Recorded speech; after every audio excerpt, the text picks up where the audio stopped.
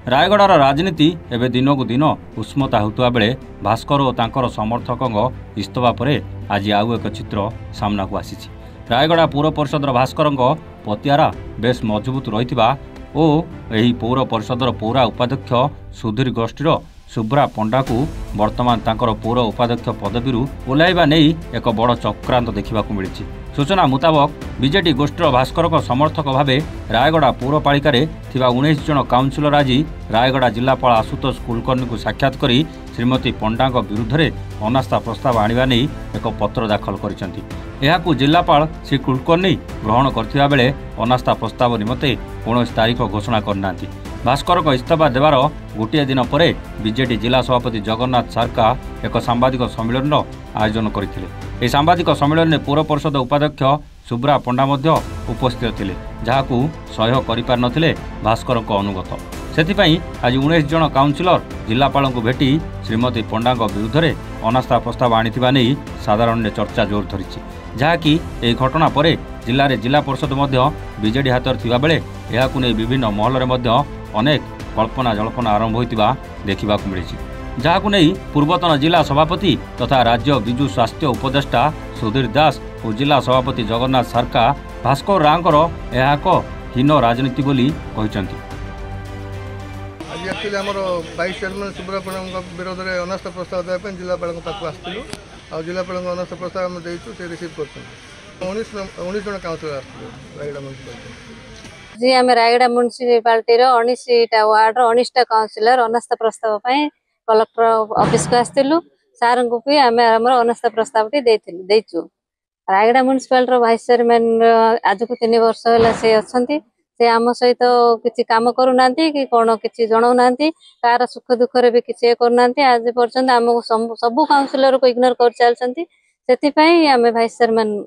विरुद्ध में अनास्था प्रस्ताव आनीचु। कलेक्टर ऑफिस को आसलु कलेक्टर सार को आम अनास्था प्रस्ताव देथिलु। कलेक्टर कहले ठीक अच्छे मुझे देखुची आपण मानक जनइबी बोली कहले। मु भी तो बर्तमान आपण माध्यम रे सुनिया पाउछि एमती अनास्था प्रस्ताव आनिछन्दी बोली समस्त सहित तो मोर भल संपर्क अछि, किंतु आपण माने जानिछन्ती विगत दिन रे हमर जे दलर मुख्य राजनीतिज्ञ थिले नेता थिले से निजर किछि स्वार्थ साधन पई पोस्ट रिजाइन करथिले आ जेहेतु से म्युनिसिपालिटी इलेक्शन रे सब काउंसिलर मान को हमर सहयोग करथिले तो सेति पई काउंसिलर मान भाई मान को प्रतारणा ही से वर्तमान करूछन्ती आ तांको जबरदस्ती नै तांको माध्यम रे से अनास्था प्रस्ताव आनिछन्ती। नै आमे तो जणको ही नेता भाबितलु हमर पूर्वतन राज्यसभा सांसद भास्कर आज्ञा को से मु कौन कह आपण मान तो समस्ते जानी विषय में तेणुकर अधिक किसी कहवा भी मुझे आवश्यक मन ना सी आगु ही लगी मत काढ़ापी आते सी मत भाइस चेयरमैन करने ही चाहून किंतु आमर प्रिय पूर्वतन मुख्यमंत्री नवीन पट्टनायक चाहूले जे एमती जड़े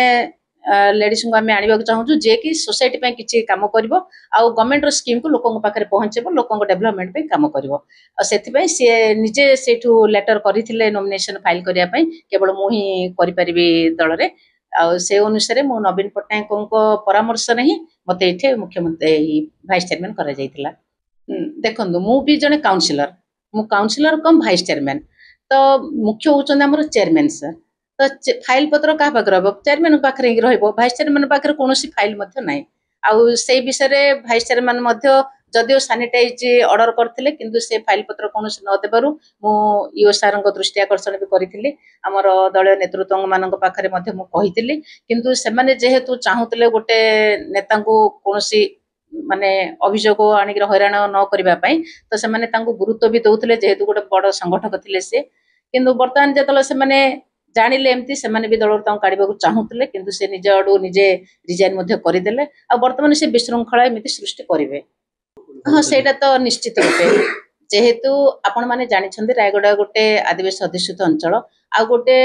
दृढ़ संगठकों को भी दायित्व देवे सी आगु आपणकर आईन मंत्री रही अनुसूचित जाति उन्नति मंत्री रही सहित भल विधायक थिले आईपरी लोकों को जदि दल समर्थन करुच्ची जदि नवीन पट्टनायक सभापतिर दायित्व दौरान गोटे युव सुलभ मनोभाव अच्छी तो सेहीपरी लोकों को कार्य करने को देवे नवीन पट्टनायक आम समर्थन करें किसी असुविधा नहीं किंतु केतक न्यस्त स्वार्थ अच्छा जो मैंने कि चाहूना करने आगामी दल जहाँ कहब नवीन पट्टनायक आमर पूर्वतन मुख्यमंत्री जहाँ निर्देश देवे मुझे अनुसार काम करी